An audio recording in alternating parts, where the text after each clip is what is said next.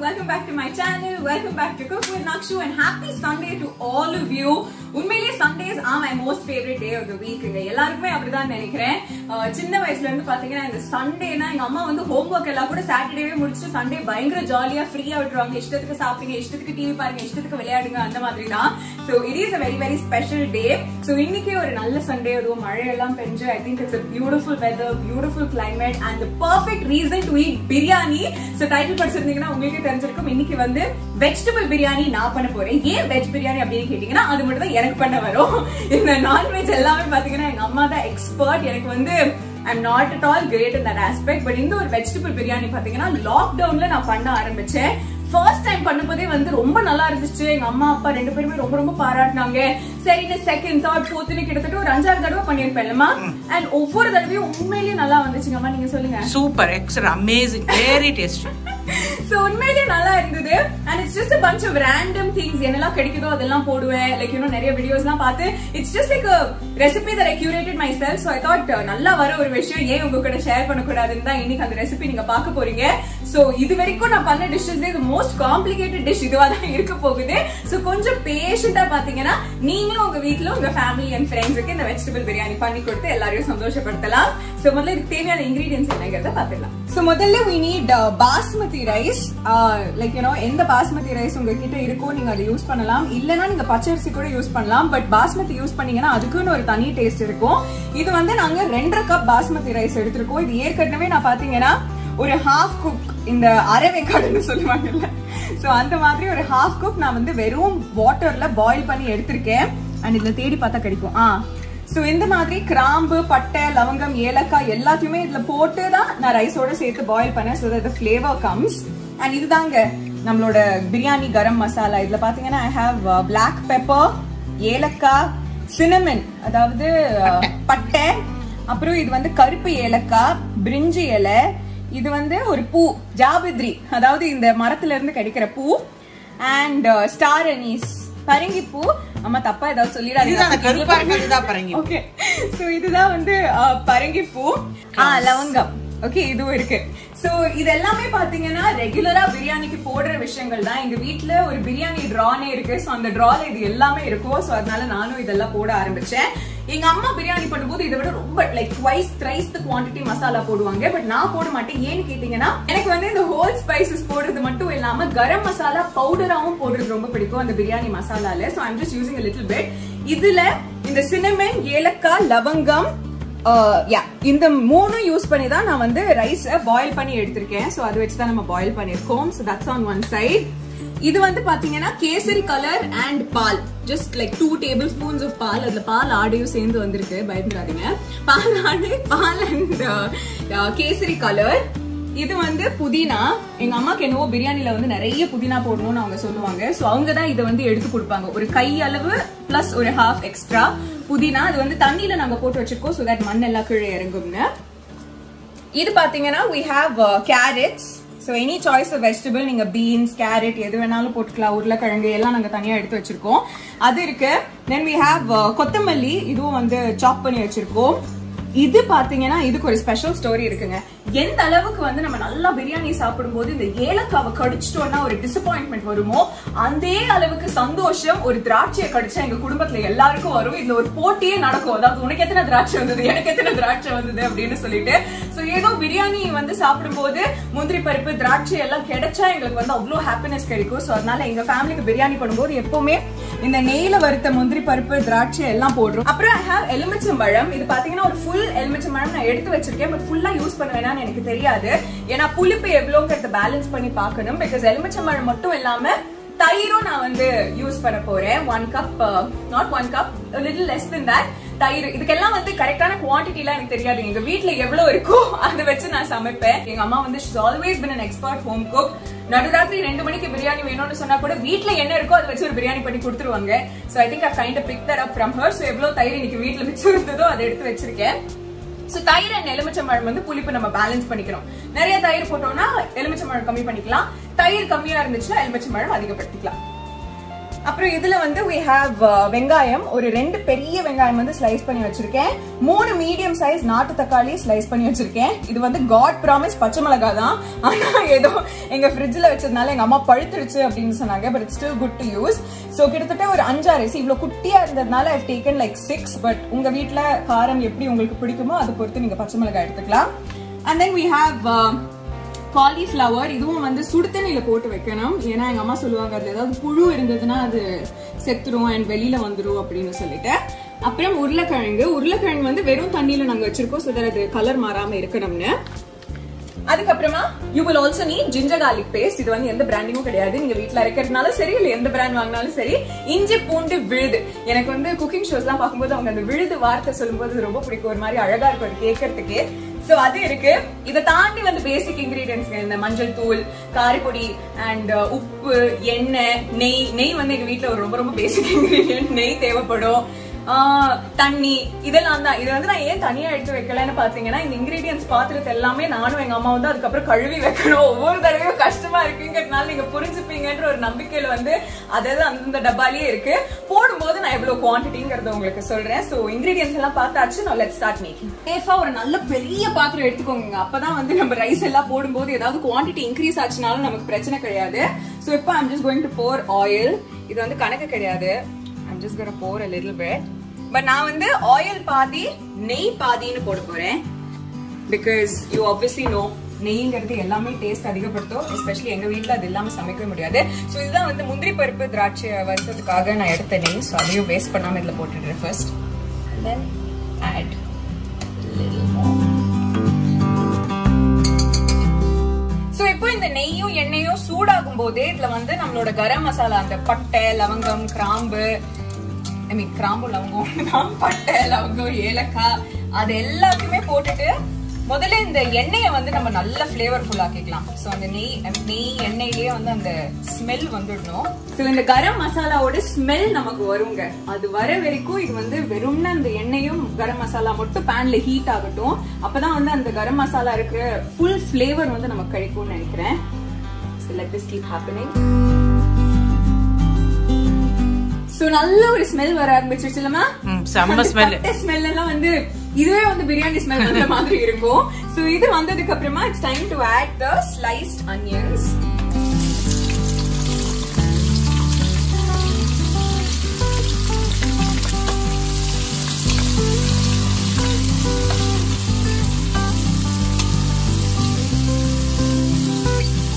Onions வந்து நல்லா brown ஆகணுங்க.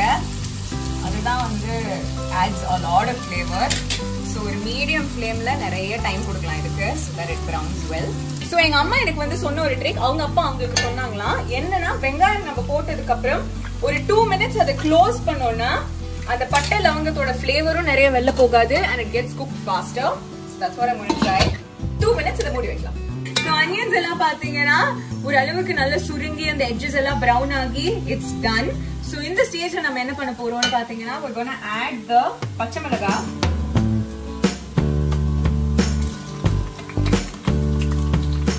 and ginger garlic paste.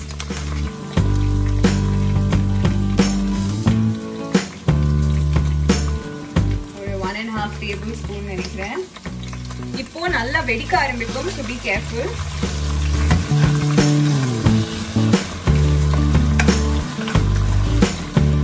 Ginger garlic paste பாத்தீங்கன்னா எஸ்பெஷலி நீங்க கடையில வாங்கும்போது அதுல வினிகர்லாம் போடுறதுனால ஒரு பெக்யூலியர் ஸ்மெல் இருக்கும். அந்த ஸ்மெல் போகிற வரைக்கும் இதை ஃப்ரை பண்ணிக்கணும்.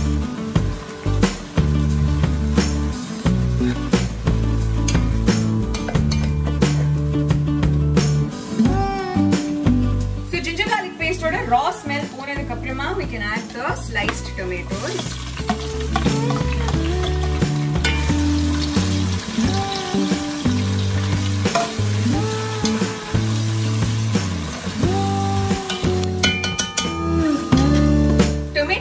பண்ணதுக்கு அப்புறமா எப்பவுமே அட்லீஸ்ட் ஒரு 1/2 teaspoon salt நீங்க போட்டுட்டீங்கன்னா அந்த தக்காளியில இருக்கிற தண்ணி எல்லாம் வெளியில வந்து அதுலயே குக் ஆகி it speeds up the process. இன்னும் கொஞ்சம் ஃபாஸ்ட் ஆகும். உப்பு போட்டு ஒரு தடவை நம்ம மிக்ஸ் பண்ணதுக்கு அப்புறமா ஓகே ஒரு மீடியம் ஃப்ளேம்ல வெச்சுக்கோங்க and இத minutes க்ளோஸ் பண்ணி குக் பண்ணலாம். அப்படியே குப்பை போக வருது. பி கேர்ஃபுல்ங்க இந்த ஸ்டீம் எல்லாம். சம்டைம்ஸ் நல்லா இருக்கும், சம்டைம்ஸ் டேஞ்சரஸாவும் இருக்கும். சோ நல்ல தக்காளி டப்புன்னு வெந்துடுச்சு. சோ இந்த மாதிரி தக்காளி கொஞ்சம் சாஃப்ட் ஆனதுக்கு அப்புறமா we can add our masalas. முதல்ல மஞ்சள் தூள், கொரோனா டைம்ல கொஞ்சம் எக்ஸ்ட்ரா. ஆமா. இல்லனா கூட நம்ம எல்லாம் எத்தனையோ வருஷமா நம்ம வந்து ஜெனரேஷன்ஸா மஞ்சள் தூள் போட்டுட்டு தான் வரோம். அடுத்ததா இது பாத்தீங்கன்னா மிளகாய் தூள். எங்க வீட்ல வந்து மிளகாய் தனியா ஒன்னாதான் சேர்த்து அரைப்பாங்க. சோ அது நான் ஏற்கனவே நிறைய பச்சை மிளகாய் போட்டேங்கிறதுனால I'm just gonna go for 2.5 spoons. அதுக்கப்புறமா கரம் மசாலா அப்படியே ஸ்ப்ரிங்கிள் பண்ணிக்க வேண்டியதுதான். சோ நான் சொன்னேன் இல்லீங்களா, எனக்கு அந்த ஹோல் கரம் மசாலா போடுறதோட இந்த கரம் மசாலா தூளியும் போட்டா எனக்கு அது வந்து அந்த ஃபிளேவர் பிடிக்கும். அப்பதான் ஐயோ எங்க அம்மா பிரியாணியை விட கொஞ்சம் டிஃபரெண்டா இருக்கும்னு நான் நினைப்பேன். எங்க ஜெனரேஷன். எஸ். சோ இதெல்லாம் போட்டாச்சு. மிக்ஸ் பண்ணதுக்கு அப்புறமா ஒரு தடவை இப்பவே நம்ம டேஸ்ட் பார்த்துடலாம். இதாங்க பிரச்சனை, கரெக்டா இருக்கிற மாதிரியும் இருக்கும், கம்மியா இருக்கிற மாதிரியும் இருக்கும். I think it's fine. I'm just going to leave it, okay? Okay, done. So, masala பாத்தீங்கன்னா நல்லா குக் ஆயிடுச்சு. Because அதுல அந்த ஆயில் எல்லாம் வெளியில ஊஸ் அவுட் ஆகுங்க. நம்ம போட்டிருக்க அந்த நெய் எண்ணெல்லாம் தனியா பிரிஞ்சு வரும்போது மசாலா குக் ஆயிடுச்சுன்னு அர்த்தம். சோ இந்த பாயிண்ட்ல நம்ம என்ன பண்ண போறோம்னு பாத்தீங்கன்னா, நம்ம ஏற்கனவே எடுத்து வச்சிருந்த தயிர். சோ இந்த தயிரை பத்தி நான் ஒரு விஷயம் சொல்லியே ஆகணும். அதாவது நான் பிரியாணி பண்ண போறேன்னு தெரிஞ்ச உடனே எங்க அம்மா பாத்தீங்கன்னா ரொம்ப பிரில்லியண்டா இருக்கிற தயிர் எல்லாத்தையும் எடுத்து ரைத்தால போட்டுட்டாங்க. சோ நான் வந்து என்ன பண்ணேன்னா மறுபடியும் அந்த ரைத்தால இருந்து கிடைக்கக்கூடிய தயிரெல்லாம் எடுத்து இதுல சேவ் பண்ணி வச்சிருக்கேன். சோ இதுல வந்து சின்ன சின்ன வெங்காயம் பீசஸ், தக்காளி பீசஸ் எல்லாம் வந்துச்சுன்னா நீங்க ஷாக் ஆயிடாதீங்க. உங்க வீட்டுல பிளேன் தயிரை நீங்க யூஸ் பண்ணுங்க. நான் வந்து ரைத்தால போட்ட தயிரையே யூஸ் பண்றேன். So I'm gonna add it. And இதுல இருக்கிறதையும் எப்பவுமே வேஸ்ட் பண்ணக்கூடாது. குக்கிங் ஷோஸ்ல எல்லாம் பாத்தீங்கன்னா அந்த பாத்திரத்தை அப்படியே எடுத்து வச்சிருவாங்க. பட் வீட்டுல நம்ம பண்ணவே கூடாது. சோ அதுல கொஞ்சோண்டு தண்ணி ஊத்தி அதுல இருக்கிற எக்ஸ்ட்ரா தயிரையும் இதுல போர் பண்ணிடலாம். And just mix it up.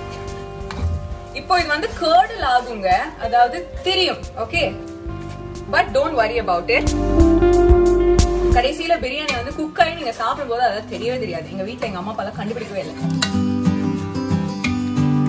தயிர் போட்டதுக்கு அப்புறம் நீங்க என்ன பண்ணணும்னா, இப்போ இதை டேஸ்ட் பண்ணீங்கன்னா இதுல ஒரு புளிப்பு தெரியும். அந்த புளிப்புக்கு ஏத்த மாதிரி நீங்க உப்பு போட்டுக்கலாம், தேவையான அளவு. நான் எப்பவுமே கொஞ்சம் எக்ஸ்ட்ரா.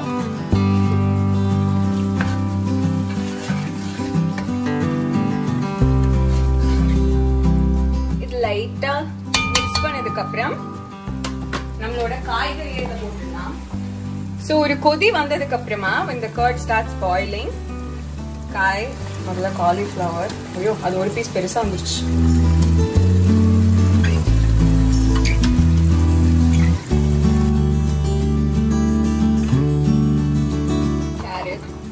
உங்க வீட்டுல பச்சை பட்டாணி இருந்துச்சுன்னா, எங்க அப்பா காலையில இருந்து ஒரே வருத்தம், பச்சை பட்டாணி இல்லையே, நம்ம பிரியாணில பச்சை பட்டாணி போட முடியாதே, என்ன பண்றது? Sundays are complete bandh.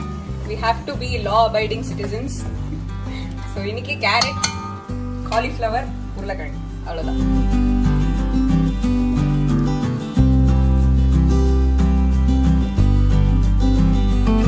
So என்ன பண்ணிக்க போறோம்னா, ஒரு தடவை எல்லா காய்கறிலையும் மசாலா படுற மாதிரி, அது கவர் ஆற மாதிரி, கோட் ஆற மாதிரி மிக்ஸ் பண்ணிட்டு நம்மளோட கரண்டிய வாஷ் பண்ற அளவுக்கு தண்ணி அதுல போட்டுட்டு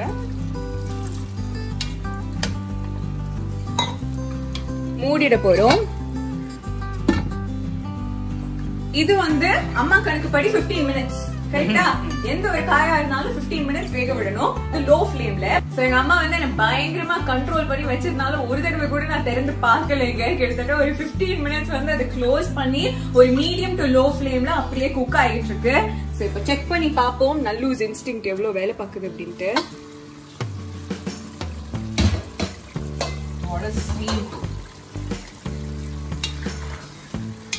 Okay, so the easiest way to check நம்மளோட vegetables வந்து குக் ஆயிருக்கா இல்லையாங்கிறது பாத்தீங்கன்னா அதை உடைக்க ட்ரை பண்ணணும்.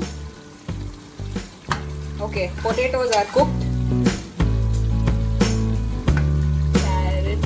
கேரட்டும் குக் ஆயிடுச்சு. உங்களோட காலிஃப்ளவர் கண்டிப்பா குக் ஆயிருக்கும். யா, so all the vegetables are cooked. இப்போ என்ன பண்ண போறோம்னா ஒரு ஹை ஃப்ளேம்ல இந்த சுத்தி இருக்கிற கிரேவி, அதாவது இந்த தண்ணி வந்து நல்லா ரெடியூஸ் ஆகும். ஸோ அதுக்காக ஹை ஃப்ளேம்ல வச்சு we're just going to make sure அடிப்பிடிக்காம 4 minutes. டைமிங்லாம் வந்து ரொம்ப ரஃபா சொல்றேங்க, நீங்க கண் பார்த்து குக் பண்ணிடுங்க. 5 minutesங்க. உங்களுக்கு பார்த்தாலே தெரியும்னு நினைக்கிறேன். இதுல இருக்கிற அந்த ஒரு தண்ணி எல்லாம் வத்தி it's become a nice thick gravy. So இந்த ஸ்டேஜ்ல பாத்தீங்கன்னா கேஸை ஆஃப் பண்ணிடலாம். அண்ட் இதுல பாதி மிக்சரை வந்து நீங்க தனியா எடுத்துக்கோங்க ஒரு பாத்திரத்துல.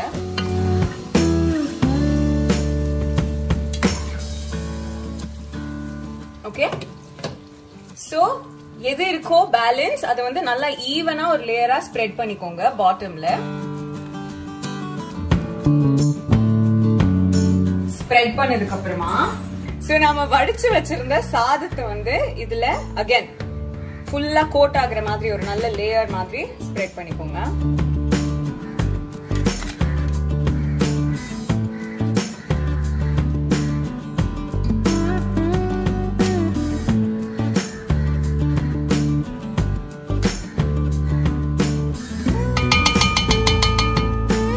ஓகே, இந்த லேயர்ல லெமன் ஜூஸ் பிழிஞ்சுக்க போறோம். 1/2 of the lemon. Again bottom வரைக்கும் பிழியாதீங்க, அது ஒரு பிட்டர் டேஸ்ட் வரும்.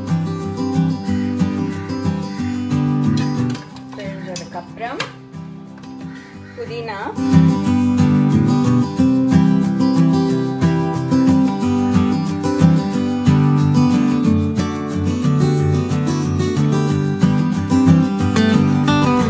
கொத்தமல்லி.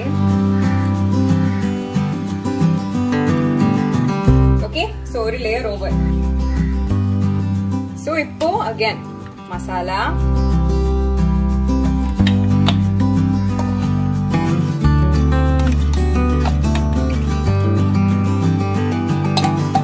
இதுல இருக்கிற மசாலாவை வேஸ்ட் பண்ணாதீங்க. சோ அதுலயே ரைஸ் போட்டு கிட்டத்தட்ட அந்த கடாய் சாதம் ஃபார்முலா தான், அதை ஒரு தடவை மிக்ஸ் பண்ணிட்டீங்கன்னா absorb all the masala. And அந்த ரைஸை நீங்க இதுக்கு மேல போடலாம். Layer it again. இது உங்க குவான்டிட்டியை பொறுத்து நீங்க எத்தனை லேயர்ஸ் வேணாலும் போட்டுக்கலாம்.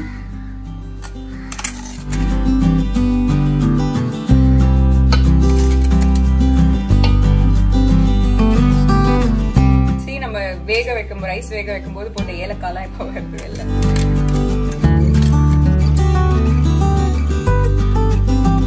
இப்போ நல்ல ஜெனரஸா உங்களுக்கு எவ்வளவு போடணும்னு தோணுதோ கீ ஃபர்ஸ்ட் போட்டுக்கோங்க. நெய் போட்டாச்சா, அதுக்கப்புறமா அடுத்த லெமன் அகைன் இன்னொரு ஹாஃப் நம்ம வச்சிருந்தோம் இல்லைங்களா, அதையும் ஸ்குவீஸ் பண்ணிக்கோங்க. கொத்தமல்லி, நம்ம பண்ணி வச்சிருந்த அந்த கலர் கேசரி கலர் அண்ட் பால் ஜஸ்ட் எவ்வளவு சர்ஃபேஸ் ஏரியா கவர் பண்ண முடியுமா. அகைன் புதினா போட்டதுக்கு அப்புறமா ஃபைனல் ஸ்டெப் நம்மளோட கேஷ்யூஸ் அண்ட் ரேசன்ஸ், முந்திரி பருப்பு திராட்சை நெய்யில வறுத்தது, அதை அப்படியே ஸ்ப்ரெட் பண்ணிக்கோங்க. சோ பிரியாணியை வந்து லேயர் பண்ணி அசெம்பிள் பண்ணி முடிச்சதுக்கு அப்புறமா அடுத்த ஸ்டெப் என்னன்னு பாத்தீங்கன்னா, இது வந்து நம்ம தம்முன்னு சொல்ல முடியாது, பட் கொஞ்ச நேரம் குக் பண்ணணும் அந்த எல்லா லேயர்ஸையும் ஒன்னா சேர்த்து. சோ அதுக்கு எங்க வீட்டுல நாங்க ரெகுலரா யூஸ் பண்ற ஒரு விஷயம் பாத்தீங்கன்னா இதுதான். இது வந்து எங்க அம்மா ஜல்லி தட்டுன்னு சொல்றாங்க, பட் அதுதான் கரெக்ட் நேமான்னு எனக்கு தெரியல. இது எப்படின்னா ஒரு லேயர் இங்க கீழே, அதாவது ஹீட் வந்து டைரக்டா அந்த பாத்திரத்துக்கு போகாம நம்ம அதை கொஞ்சம் ஸ்லோ டவுன் பண்றதுக்காக இந்த ஒரு விஷயத்தை யூஸ் பண்றோம். இது இல்லனா நீங்க ஒரு தவாவை கூட யூஸ் பண்ணலாம், பட் கொஞ்சம் எக்ஸ்ட்ரா டைம் ஆகும் நீங்க தவா யூஸ் பண்றீங்கன்னா.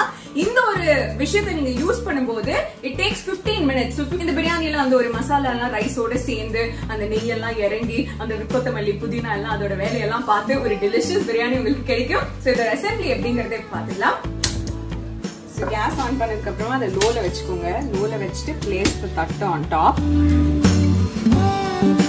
அண்ட் நம்ம பிரியாணி பாத்திரத்தை அது மேல வச்சிடலாம். உள்ள ஒரு ஃப்ளேம் குட்டியா எரியுது கியூட்டா. சோ ஃப்ளேம் செட் பண்ணியாச்சு. அதுக்கு மேல ஒரு தட்டு மாதிரி அந்த ஜல்லி தட்டு வச்சுட்டு we've kept the பிரியாணி பாத்திரம். சோ இது அப்படியே ஒரு 15 minutes வந்து அதோட வேலையை பண்ணதுக்கு அப்புறமா we'll show you the finished biryani. ரொம்ப லோ ஃப்ளேமோ நீங்க வைக்க வேண்டாம், ஒரு மீடியம் ஹீட்ல வைக்கலாம். So take care of that. So after nearly 15 to 20 minutes உங்களோட பாத்திரத்தோட சைஸும் நீங்க வச்சிருக்கிற ஃப்ரேமும் பொறுத்து அதுக்கப்புறம் wow. So in the stageல பாத்தீங்கன்னா it looks so pretty, so pretty. So in the stageல தாங்க ஜாகிரதையா இது வந்து நம்ம மிக்ஸ் பண்ணணும்.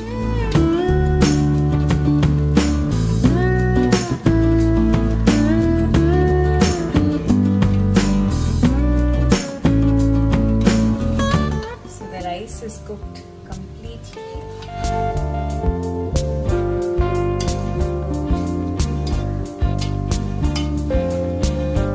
நான் வந்து எல்லாமே மிக்ஸ் ஆகணுங்கிறதுக்காக அது வந்து ப்ராப்பரா மிக்ஸ் பண்ணிட்டேன், அப்பதான் டேஸ்ட் வரும்னு. சில பேருக்கு அந்த ரைஸ் வந்து தனித்தனி கலர்ல இருந்தா ரொம்ப ரொம்ப பிடிக்கும், அவங்களுக்கு நீங்க அப்படியே லேக்கா எடுத்து கூட சர்வ் பண்ணலாம். whatever the taste and preferences is, but my veg biryani is ready. Thank you Amma for helping me so much. Most welcome Raja. So இப்போ இத சர்வ் பண்ணிட்டு அங்க உங்களுக்கு காட்டுறோம். And the biryani is ready.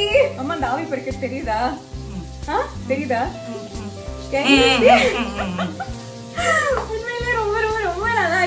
Honestly, for a vegetable biryani, it is an amazing recipe. இதனால சாஸ்திரத்துக்கு நம்ம try பண்ணி பார்க்கலாம்.